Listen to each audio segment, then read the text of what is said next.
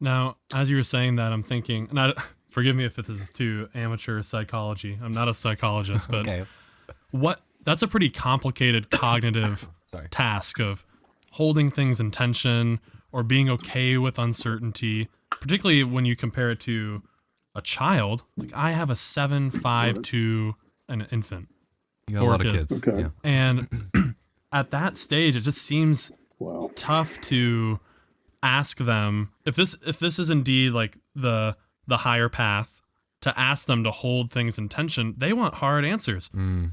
Dad, where'd God Mm-hmm. come from? Or why does it rain? You know, or just a whole host of questions you Right. could ask, theological, science. And so when it's a science question, maybe like why does it rain? And I could do my best to walk through evaporation Right. and all that stuff. Yeah. But I'm giving them like a little factoid. Now, when it comes to theology, though, where I like you, I find that a winsome, helpful way to think about it, of holding things in tension and not clinging to certainty. Mm-hmm. How do you raise kids? I guess to Yeah. No.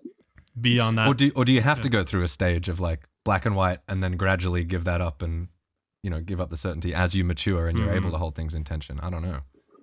Perhaps. I mean, I think what. See, not to put words in your mouth, Clint, but what Mhm. I'm hearing, I've heard from many people too, and I've asked it myself. It works for you, but kids need something more certain, let's Mhm. say. So what can I give them? And my answer to that has become, why would you want to give your kids something they're going to need therapy to get over one day, Yeah. right? Yeah. Now, I understand that kids are concrete, and I understand I've raised three of them, and I sort of could see that. But if your child is cognizant enough to ask a question like, where does God come from, or something like that, I think affirming the validity of the question. This is not a bad question. So many people ask that, and some people think this way, other people think that way, and to be honest with you, I sort of think this makes sense, but I'm not exactly sure. And letting them, a question like that may suggest they're ready for more than just Mm. where does rain come from kind of thing, right? Mhm. And to begin cultivating some sort of a culture at home of a, being comfortable with not having all those answers, even if the church expects you to give your children those answers. And this is why sometimes people have to leave churches, or they make very judicious kinds of decisions about what's it going to look like if we stay in this church, how are we going to do this. And I understand those are difficult kinds of tensions. But if we raised our kids not to not wring their hands theologically, Mhm. um, and and encourage them to be curious and to explore, and to not think at the age of 12 what they thought at the age of 7, Yeah. right? And not to think at the age of 40 what they thought at the age of 7. That God is big, and our thinking grows with our age, and we come to understand more, and it's all okay. That's like a very non um, uh, that's not a tenseful kind of way to grow up. I think it's not the evangelical way, perhaps, Mm. Mm-hmm. but I'm not sure evangelicalism has done a great job in this area. Mm. That's a great answer. Yeah. I mean, I have a daughter. I have two grandchildren now. My daughter is adamant not to do. I mean, she thinks really deeply about this, but she doesn't want to tell her 3.5-year-old daughter, who's already prone to some anxiety, Yeah. it's okay. God's going to take care of you. Mm. She's not going to say that because bad things happen, Right. Right. Yeah. right? Yeah. And that kid will figure it out when they begin to develop more cognitively around 8 or 9 or so, from what I understand. They're going to see that for themselves, and then, wow, just kidding. Here's the real way to think of it. You have to Yeah. think differently, maybe from the very beginning, Mm-hmm. and Yeah. Rob Bell it's a has tough this. call, though. He has a good line in one of his books, Launching Rockets, a book on parenting. He says their mission has been to raise their kids in such a way that they will have to unlearn as little as possible. Ah. Just minimize the Yeah, unlearning that needs to happen later. Yeah. You know? right, So to right. that end, maybe we can shift a little bit here to some topics about the Bible. I think Okay. For a lot of folks, some of these issues can kind of crystallize in this area.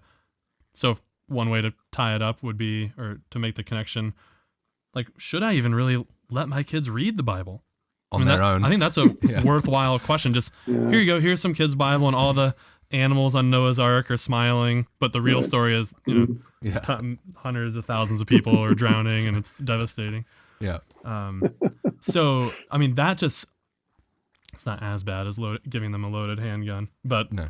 theologically, perhaps, just like Yeah. reading the raw scripture without guidance, like here's a little children's Bible. That's like a question a parent might ask. At Right. what stage do I introduce, if the Bible is an important part of our faith community to some extent, at what Right. stage do I introduce some of these stories and biblical But ideas to them? what age do I impose this on them against their will? So, I think that's a very good question, and I think that's part of the inerrantist dilemma of wanting to put this Bible in front of them as quickly as possible and to start from the beginning. Got to start with Genesis. Worst place to start for kids. That's all. I mean, as a biblical scholar, I will tell you all of the complicated problems of biblical scholarship you will visit in those first 10, 11 chapters of Genesis. Yeah. They're difficult. It does take a certain degree of sophistication. I don't mean getting a PhD. I just mean having a really good study Bible and maybe reading a couple of books. That's what I mean. Just it takes some thinking to know what's going on in those chapters. And they're not really for kids anyway. So a few years ago, I helped start a Bible curriculum for kids called Telling God's Story. And this was back in 2009 or 2010. And several volumes are out now, but I wrote a couple of them. Hardest writing I ever did was writing to little kids. I bet. Like, you haven't lived until you've explained a Pharisee to a 6-year-old. And I mean explained a Pharisee, right? Not just, there are bad people who hated Jesus, but just like, what is a Pharisee? Jesus was probably a Pharisee. So what is a Pharisee? How does they fit into that culture? That's hard writing. That's not easy. No, it's not. But we decided to begin in their first few years, like maybe, starting at 5 or 6 or so, the first 4 years, really just talking about Jesus and the stories that he told and the things that he did, and talking about some of the conflicts he had, perhaps, and focusing on that.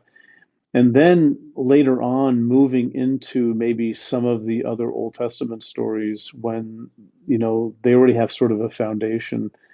And then in high school, maybe dealing with, they haven't gotten this far yet, but dealing with issues of history, frankly, and like the flood story or the Canaanite massacre and things like that, and preparing them for a Bible that is not going to answer all their questions, but it's going to raise some, and it's okay, right? That's sort of the approach we were trying to take on that. So kids, I mean, you can have the Bible there all the time, and Bible stories read judiciously, I think, but I think if parents can get over the hump of feeling like the way to raise your kids Christianly is to tell them all the stories in the Bible and make sure they know the names and things like that. I don't think that serves a purpose, frankly. What was the name of that curriculum again, just in case parents want to look that up? Yeah, Telling God's Story. Telling God's Story, yeah. Yeah, right. Awesome. Yeah. So maybe just to drill down on one point, it's not really pushback, but just to get some clarification. Even the stories about Jesus, though, these miracle stories and all this in the Gospels, I mean, that's under pretty intense scrutiny from biblical scholars and there's the whole Jesus seminar, and make of that what you will, but people are asking good questions about, is this something Jesus really said, and do you do these things? And so, just me personally, maybe I'm being too vulnerable, but I have struggled to just like parrot some ideas or, oh, Jesus did this. Yeah, he multiplied the food. When, I don't know, there are godly men and women that think differently about that. And I'm not even saying I've done all the legwork to come to a well-considered opinion on all of that, but to just give that to them without them also going through that work. Is there something, have I done something bad by sharing those stories, or No, I don't think so. No, I know. I think that there are huge differences between reading stories of God commanded violence and that sort of thing. I think that's very different, where people glory in the killing of others in other nations. Yeah. I get why they do that in the Old Testament. It's Iron Age. It's how they thought, and that's how they communed with God. I understand that.